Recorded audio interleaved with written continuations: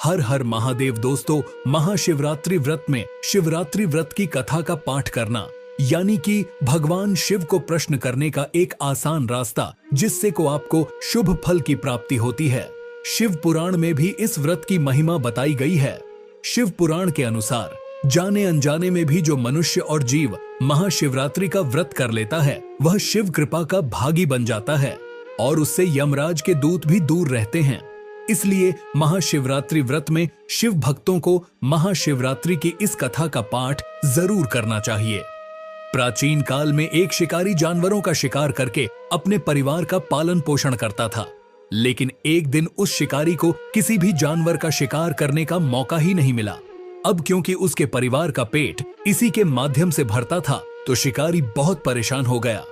उसे डर सताने लगा कि उसके पूरे परिवार को भूखे पेट सोना पड़ेगा। रात होते होते शिकारी थक गया और जंगल में सरोवर के पास चला गया। वहां उसने अपनी प्यास बुझाई और एक बेल के पेड़ पर जाकर बैठ गया।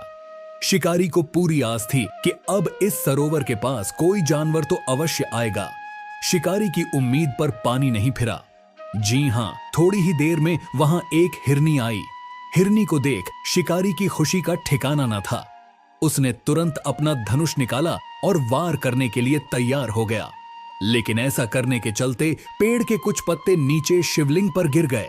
अब शिकारी इस बात से अवगत नहीं था कि उस पेड़ के नीचे एक शिवलिंग स्थापित था। आवाज सुन हिरनी सचेत हो गई और घबराते हुए बोली, मुझे मत मारो। लेकिन शिकारी उसकी बात को नजरअंदाज कर रहा था, क्योंकि उसे अपने परिवार की भूख मिटानी थी। ये सुनकर हिरनी ने आश्वासन दिया कि अपने बच्चों को अपने स्वामी के पास छोड़कर वो वापस आ जाएगी। ये सुन शिकारी पिघल गया और उसे जाने दिया। कुछ देर बाद सरोवर के पास एक और हिरनी आई। अब उसको देख शिकारी ने फिर से अपना धनुष उठा लिया। ऐसा करते समय बेल के पत्ते शिवलिंग पर गिर गए। इस प्रकार शिकारी की दूसरे प्रहर की उपासना भी हो गई। अब शिकारी को देख हिरनी ने दया याचना की और उससे आग्रह किया कि उसको ना मारे, लेकिन फिर से शिकारी ने उसकी दया याचना को खारिज कर दिया। ये देख हिरनी बोली, जो व्यक्ति अपने वचन का पालन नहीं करता, उसके जीवन के सभी पुण्य नष्ट हो जाते हैं। विश्वास रखो, मैं जरूर वापस आऊंगी। अब शिकारी ने इस हिरनी को भी जाने दिया। अब दो हिरनियों को छोड़ देने के बाद शिकारी को लगा आज उसका परिवार भूखे पेट ही सोएगा। लेकिन तभी एक हिरण आया। पहले की तरह शिकारी ने अपना तीर कमान निकाला और निशाने साधने लगा। इस प्रक्रिया में फिर कुछ बेलपत्र शिवलिंग पर जा गिरे और उसकी तीसरे प्रहर की पूजा भी संपन्न हो गई। इस हिरण ने अब शिकारी से दया याचिका नहीं की, बल्कि कहा कि ये उसका सौभाग्य है कि वो किसी के पेट की भूख को शांत कर पाएगा। लेकिन उसने कहा कि वो पहले अपने बच्चों को उनकी मां के पास छोड़ कर आएगा। शिकारी ने उस हिरण पर विश्वास किया और उसे जाने दिया। कुछ समय बाद शिकारी ने देखा कि सभी हिरण उसकी तरफ बढ़ रहे हैं। उन्हें देख शिकारी ने अपना धनुष निकाल लिया और उसकी चौथे प्रहर की पूजा भी संपन्न हो गई।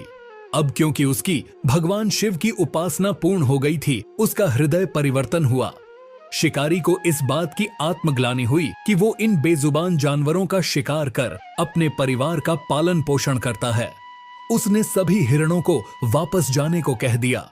शिकारी के ऐसा कहते ही भगवान शिव का दिव्य रूप प्रकट हुआ और उन्होंने उस शिकारी को यश, वैभव और ख्याति का आशीर्वाद दिया।